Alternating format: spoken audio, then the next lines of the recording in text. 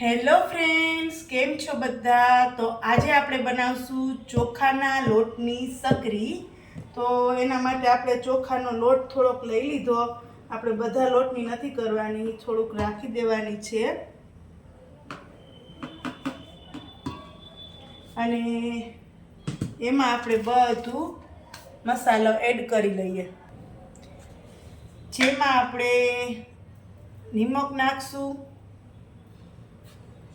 પછી તીખાની ભૂકી નાખશું,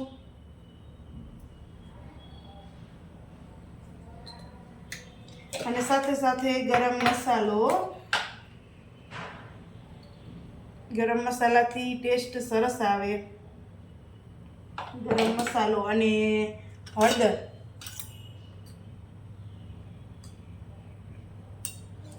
અને તલ નાખવાના છે. તલમાં આપણે કાળા તલ પણ નાખશું અને સફેદ તલ પણ નાખશું, બરોબર છે? જો આ સફેદ તલ નાખ્યા આપણે, અને સાથે સાથે થોડા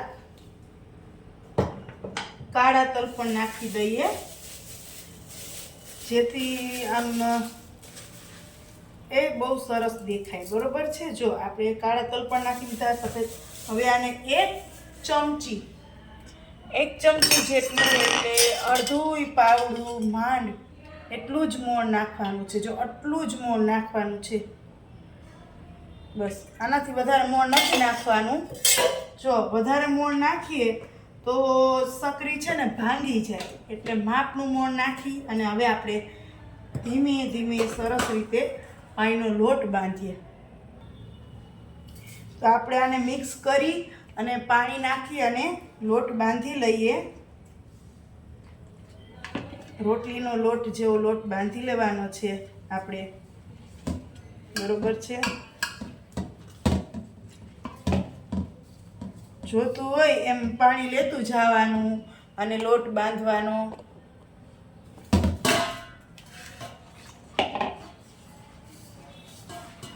ચોખા હે ને એ લોટ વધારે પાણી પીએ. ચોખાનો લોટ રોટલીના લોટ જેવો આપણે લોટ બાંધી અને સકરી બનાવવાની છે.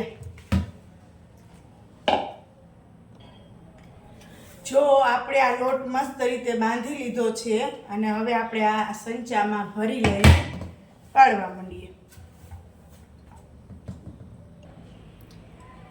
સકરી માટે આપણે એક ફૂલવડી જે સકરીની જે આવે છે ને જાળી, એને ફિટ કરવાની છે એમાં.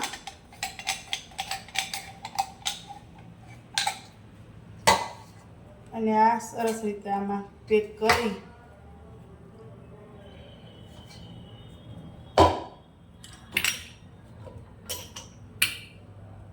આ બનાવવામાં બહુ સહેલું છે, કાંઈ અઘરું નથી.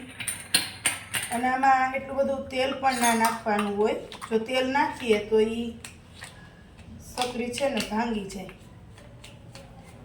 ચાલો, તો આપણે ધીમે ધીમે એક પછી એક સકરી બનાવી લઈએ.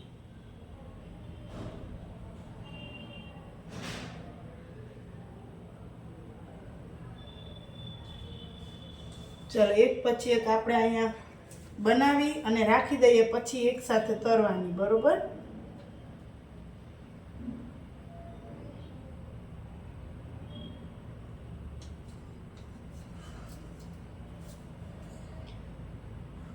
પસ્તીમાં આને એક સરખી આમ ગોળ વણી પાડી અને એમને રાખી દેવાની ને પછી તરવાની છે.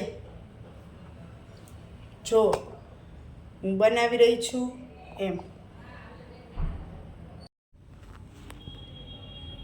તો આવી રીતે આપણે આ સકરી પાડવાની છે અને પછી આને આપણે તરવાની છે. જો આવી રીતના ગોળ ગોળ બધી પાડી અને પછી એકસાથે પાડીને પછી તરવાની. ચાલો, તેલ આવી ગયું છે. હવે આપણે સકરીને ધીમે ધીમે અહીંયા તેલમાં તરવ્યા મૂકી દઈએ. ચાલો,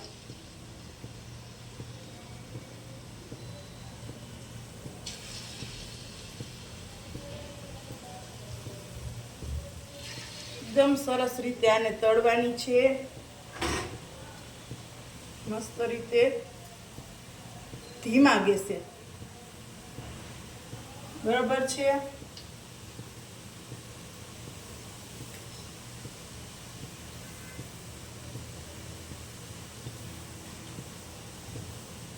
એકદમ ધીમા ગેસે તરશું એટલે સકરી મસ્ત થઈ જશે. ધીમે ધીમે આપણે બધી સકરી તરવાની છે. એના માટે આપણે પેલા એક ડીશમાં છે ને ભગવાન માટે પહેલી વખત તરીએ ને તો ભગવાન માટે છે ને કાઢી લઈએ. જો દેખાય છે તળાઈ. હવે થોડીક વારમાં કમ્પ્લીટ થઈ જશે. તો આવી જ રીતના તમે પણ ઘરે મસ્ત મસ્ત સકરી બનાવી શકો છો. અને ચોખાની સકરીમાં એટલું બધું મોણ નથી હોતું એટલે એકદમ સરસ થાય છે. એકદમ કડક ક્રિસ્પી થાય છે. આમ તો જો કે મેં ક્યારેય બનાવી નહોતી. મેં તો મારા સ્ટાફના બેન એક વખત લઈ આવ્યા હતા નાસ્તો કરવાને. એ મેં ચાખી, મને ભાવી એટલે મેં કીધું કે મારે આવી બનાવવી છે. તો મેં એને પૂછી લીધું કેવી રીતના બને.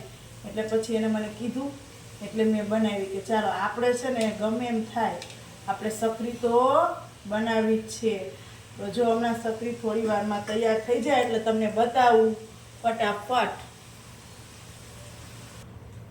સારું ચાલો, તો ઓલરેડી આપણી સકરી તૈયાર થઈ ગઈ છે અને મસ્ત મસ્ત થઈ ગઈ છે. જો એકદમ મસ્ત થઈ ગઈ છે. ખાવામાં પણ બહુ મસ્ત ટેસ્ટ છે. તો તમે પણ બનાવજો અને કે મેં કેવી રીતે બનાવી છે કમેન્ટ કરજો.